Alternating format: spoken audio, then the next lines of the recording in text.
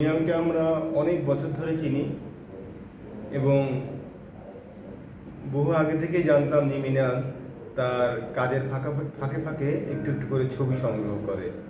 সে গল্প করতো যে কার কার ছবি তার কাছে আছে। এই প্রদর্শনীতে আমরা দেখতে পাচ্ছি কায়েম চৌধুরী, কবির স্যার, মনির স্যার, রণবী স্যার, কনকদি, এছাড়াও আমাদের অল্প বয়স্ক প্রচুর শিল্পীর ছবি এখানে আছেন। এই ছবিগুলো মানে কিছু কিছু ছবি আছে অনেক পুরনো, অনেক বছর আগে সংগ্রহ করা।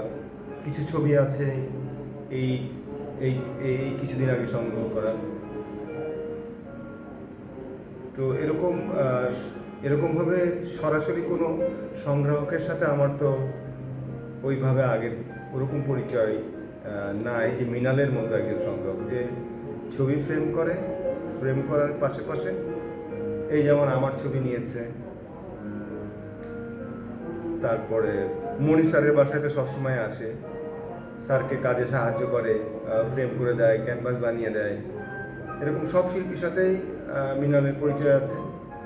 এবং সে যেমন এই ছবিটা কিন্তু মৃণাল কিনে নিয়েছে, অল্প কিছু পয়সা দিয়ে কিনে নিয়েছে, যেটুকু তার সেরকমভাবে কিনে নিয়েছে। কারো কারো ফ্রেম করে দিচ্ছে, আবার ছবি মৃণাল সংগ্রহ করছে।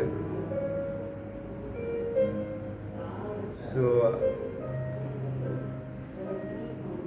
মানে অনেকেই তো ছবি কেনে ঘর সাজানোর জন্য, কিন্তু সংগ্রহ করার মানসিকতাটা একটু মানে ভিন্ন।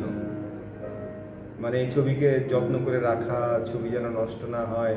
হ্যাঁ, সব ছবি তো ফ্রেম করে ঘরে ঝুলিয়ে রাখা যায় না।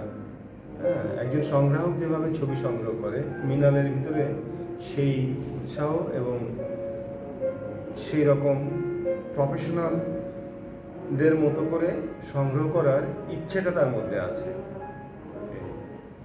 সো এটা আমাদের বাংলাদেশের জন্য একটা ইতিহাস হবে। ধন্যবাদ।